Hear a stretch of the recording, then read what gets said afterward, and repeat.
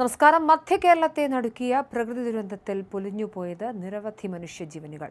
പൂഞ്ഞാർ തെക്കേക്കര പയ്യാനിത്തോട്ടത്തിൽ ഉരുൾപൊട്ടി മരിച്ച Choondacherry engineering college canteen ജീവനക്കാരൻ മണപ്പാട് ജോസഫിൻ ജോണിയുടെ ദുരന്തകഥ നാടിനെ ഒന്നാകെ കണ്ണീരിലാഴ്ത്തുകയാണ്. കേവലം 24 വയസ്സ് മാത്രമാണ് ജോസഫിനുള്ളത്.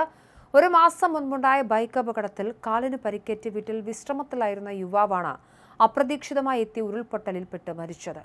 ഈരാറ്റുപേട്ടയിൽ വെച്ചുണ്ടായ ബൈക്ക് അപകടത്തെ തുടർന്ന് നടക്കാൻ പോലും പ്രയാസപ്പെട്ട് വീട്ടിൽ കഴിഞ്ഞിരുന്ന ജോസഫിന് ഉരുൾ ഇരച്ചെത്തിയപ്പോൾ ഓടി രക്ഷപ്പെടാൻ സാധിച്ചില്ല. ദുരന്ത സമയത്ത് ജോസഫിനൊപ്പം വീട്ടിലുണ്ടായിരുന്ന മാതാവും പയ്യാനിത്തോട്ടം ഹോളി സ്പിരിറ്റ് സ്കൂളിലെ ജീവനക്കാരിയുമായ റജീന നിലവിൽ വീട്ടിൽ കുടുങ്ങിക്കിടക്കുകയാണ്. ഇവർക്കായുള്ള രക്ഷാപ്രവർത്തനം പ്രദേശത്ത് തുടരുകയാണ്. എന്തായാലും ദുഃഖകരമായ വാർത്തകളാണ് സംസ്ഥാനത്ത് നിന്ന് രാവിലെ മുതൽ വരുന്നത്.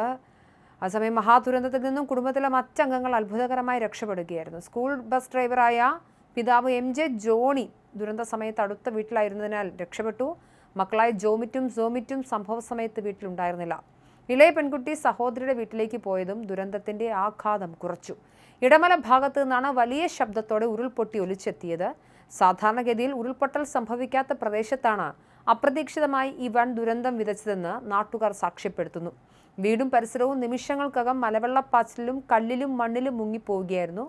കോട്ടയത്തിന് പുറമെ ഇടുക്കി ജില്ലയിലെ മലയോര മേഖലകളിലും ദുരന്തം സമാനതകളില്ലാത്ത നാശനഷ്ടം വിതച്ചു.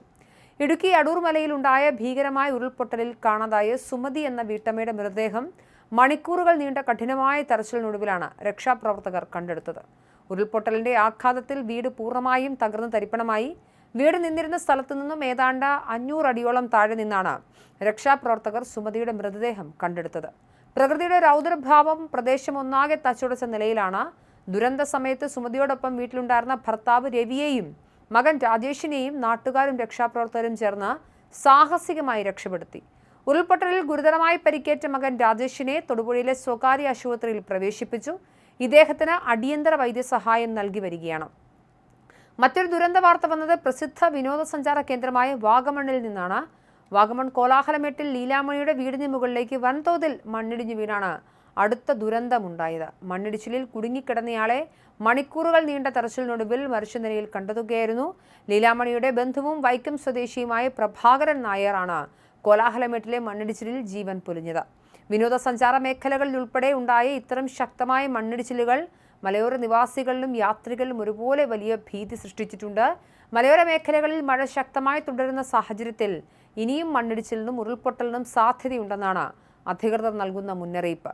അപകട സാധ്യതയുള്ള പ്രദേശങ്ങളിൽ നിന്നും ആളുകളെ സുരക്ഷിത സ്ഥാനങ്ങളിലേക്ക് മാറ്റുന്നതിനുള്ള നടപടികൾ ദുരന്ത നിവാരണ സേന വേഗത്തിലാക്കിയിട്ടുണ്ട്.